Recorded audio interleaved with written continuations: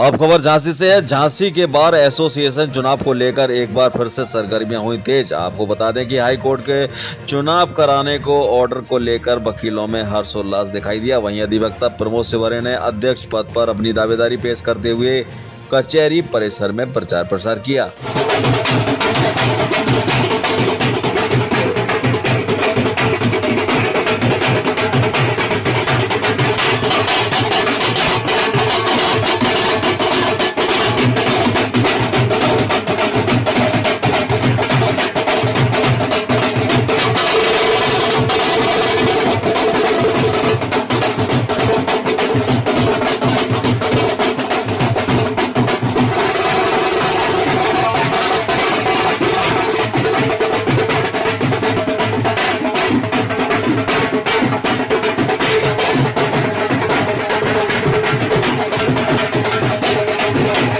ये जलसा bar council of Uttar Pradesh के आदेश और माननीय उच्च न्यायालय के आदेश आज जब 11:30 बजे प्राप्त हुए तो लोगों में एक हर्ष अलग था, क्योंकि ये 2032 में जो चुनाव कराने वाले थे उनके मुंह पे तमाचा मारा हाईकोर्ट ने। और अभी तो तमाचा गला है उनके मुंह पे, और जो समय आने वाला है आप देखते जाइए। गंदे आदमी राजनीति में कभी लोगों का भला नहीं कर सकते, वो केवल अपना भला करने के लिए पैदा हुए हैं। और प्रमोद सिवरे आपकी आवाज बनके उन जो नरसंहारी हैं जिनको धोखे से सत्ता मिल गई थी उनका अंत करेगा। जो लोग के रहने के लिए जेल में जगह है वो खुलेआम घूम रहे हैं, वो अब तैयार हो जाएं, उनके लिए ओटा भी रिजर्व करवा दूंगा। जो लोग जेल गए होंगे वो जानते होंगे ओटा क्या होता है। तो बंधुओं, आज तो आप सब लोग इकट्ठे हुए हैं, मेरी हौसला अफजाई की है, उसके लिए मैं आपका तहे दिल से शुक्रगुजार हूँ। और मेरे पास इस समय शब्द नहीं है जो मैं आपका वो कर सकूं, क्योंकि चंद समय में आप लोगों ने जो इतना उत्साह वर्धन किया है, इसके लिए मैं पुनः आप सभी का धन्यवाद देता हूं। और आशा करता हूं इस युद्ध में आप मेरा केवल सारथी बन के साथ रहना, बाकी सारे हथियार चलाना मेरा काम है। अगर मैं आपके युद्ध में शहीद भी हो जाऊं तो मुझे कोई गम नहीं होगा, क्योंकि मैंने आवाज उठानी है। मैंने आवाज ये आप लोगों की बुलंद करने के लिए मैंने bar council of Uttar Pradesh में लड़ाई लड़ी है, माननीय उच्च न्यायालय में लड़ाई लड़ी है और सर्वोच्च न्यायालय में लड़ाई लड़ी है, और सब जगह उनको मुंह की खिलाई है। अब आ गया है उनका समय कि भैया अब कहाँ जाओगे, कौन सी रिट करोगे। अगर तुम्हारी माँ ने दूध पिलाया हो तो कोई रिट करके दिखाओ, उसका जवाब हम देंगे। हमारे पास हर बात का जवाब है, क्योंकि हम कानून विशेषज्ञ हैं। हम दलाली नहीं करते हैं, हम वकीलों पे 376 नहीं लगवाते हैं, हम वकीलों पे 354 नहीं लगवाते हैं।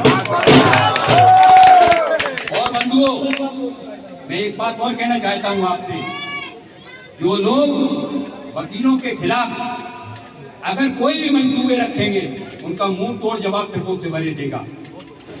ये आप लोगों की खातिर जेल जाने को भी तैयार है। आप लोग केवल मेरा साथ दीजिए, बस आप मुझे शक्ति दीजिए।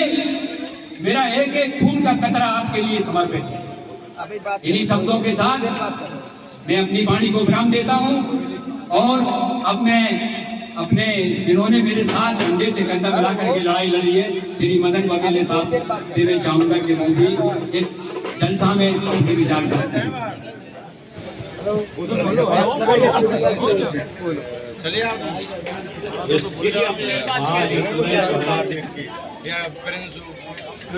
जो पहली रिट हम लोगों ने की थी वो इसी चुनौती को लेकर रिट फाइल की गई थी।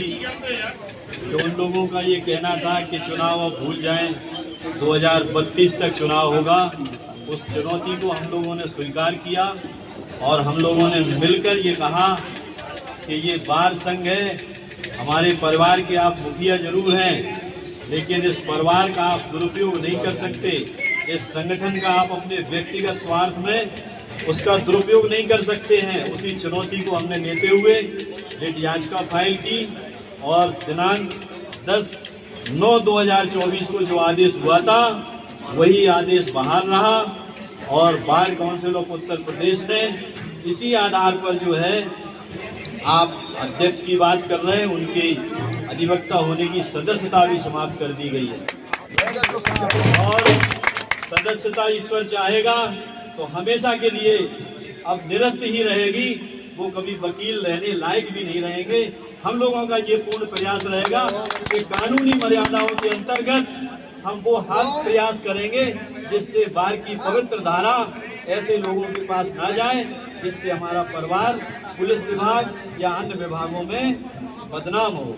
मैं चाहता हूँ कि आज सारे अधिवक्ता मिलकर अपने इस परिवार की रक्षा करें और उस परिवार को ऐसा सुसज्जित करें कि जहाँ भी जाएं हम लोग एक सम्मान के रूप से नाम लिया जाए। आज हम किसी पुलिस विभाग में जाते हैं तो कहते हैं आपका मुखिया कौन है, तो वो कहते हैं वो तो घोषित माफिया है, आप लोगों ने उसे चुना है।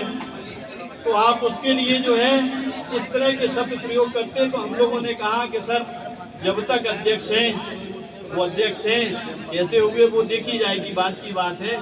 लेकिन अब हमारा प्रयास रहेगा कि भविष्य में जो भी चुनाव करें सोच समझ के चुनाव करें और बार की जो मर्यादाएं हैं, हम लोगों की जो गरिमा है, जो उसको हमेशा अनवरत रूप से ऊपर तक ले जाए, उत्थान की ओर ले जाए।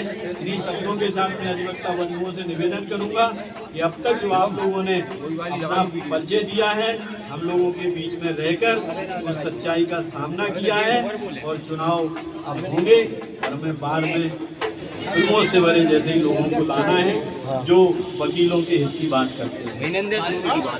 समस्त हमारे अधिवक्ता भाई इस बात से अवगत है कि जो चुनाव हमारा 30/5/2024 के बाद तत्काल होना था 1 माह के अंदर, उसको हठधर्मिता के चलते हमारी जिला वार ने उस चुनाव को रोक दिया था और अपनी जो है स्वार्थ की पूर्ति में लगे हुए थे। चुनाव को कराने के लिए जिला वार संघ में लोकतंत्र बहाल करने के लिए हमारी लड़ाई श्री प्रमोद तिवारी जी, श्री मदन बवेले जी और सुरेश उदय राजपूत के साथ समस्त अधिवक्ता जो अधिवक्ता हित की बात करते रहे हैं, राम कुमार जॉय जी, ये समस्त लोगों ने लड़ाई लड़ी और अमित गौतम जी, और इस लड़ाई में ये विजयी हुए और माननीय उच्च न्यायालय ने, माननीय सर्वोच्च न्यायालय ने बार बार अपने आदेश में कहा कि आप तत्काल इस चार्ज को दीजिए। और ये बात जो है हमारे उत्तर प्रदेश बार संघ ने भी कही, जब उनके आदेश का पालन हठधर्मिता के चलते नहीं किया गया तो उत्तर प्रदेश बार संघ ने इनको चौथी बार निलंबित किया। और जब ये निलंबन के खिलाफ अपने तथ्यों को छिपा करके माननीय उच्च न्यायालय के समक्ष गए तो इनको एक फौरी राहत मिली। उस पर इन्होंने इतना जबरदस्त जो है क्या बोलते हैं शो करते हुए, ये बताते हुए कि हमने 2032 तक और जब चाहेंगे, जब बहुसंख्यक अधिवक्ता चाहेंगे तब चुनाव होगा। आज बहुसंख्यक अधिवक्ता गण की ही जीत हुई है और बहुसंख्यक अधिवक्ता गण ही चाहते हैं कि आप हट जाइए और ये चुनाव होने दीजिए ताकि नई कार्यकारिणी का हमारा जो है गठन हो सके, जिसके लिए सबसे जो है उत्तम प्रत्याशी के रूप में जिन्होंने कार्य किया है हमारे प्रमोद तिवारी जी, वो सामने आए हैं। और इस पर जो है माननीय उच्च न्यायालय ने हमारी एल्डर कमेटी के अध्यक्ष महोदय को आदेशित किया है 29/10/2025 को कि एक माह के अंदर चुनाव 29/8/2025 को कि आप जो है 1 माह के अंदर चुनाव को कंप्लीट करिए। और उत्तर प्रदेश जो है हमारे जो बार का आदेश था, यानी निलंबन का आदेश था, चुनाव कराने का जो आदेश था वो वैध ठहराया गया है। ऐसी स्थिति में जो निर्वर्तमान लोग हैं वो अपनी स्थिति को स्वतः देख सकते हैं। सभी अधिवक्ता गण को हम अपनी तरफ से बधाई देते हैं कि आपने इस बड़ी चुनौतीपूर्ण लड़ाई को जीता है और ये आज से चुनाव का बिगुल बज चुका है। प्रमोद तिवारी जी ने जैसे यहाँ पर आप सभी के साथ मिल करके जो है आपकी समस्त आपके जो है क्या बोलते हैं आपके सहयोग की अपेक्षाओं के साथ ये जो इस चीज़ को प्रदर्शित किया है, ये इसके लिए मैं उसकी भूर की प्रशंसा करता हूँ। सभी अधिवक्ताओं को अपने दिल से धन्यवाद ज्ञापित करता हूँ। धन्यवाद।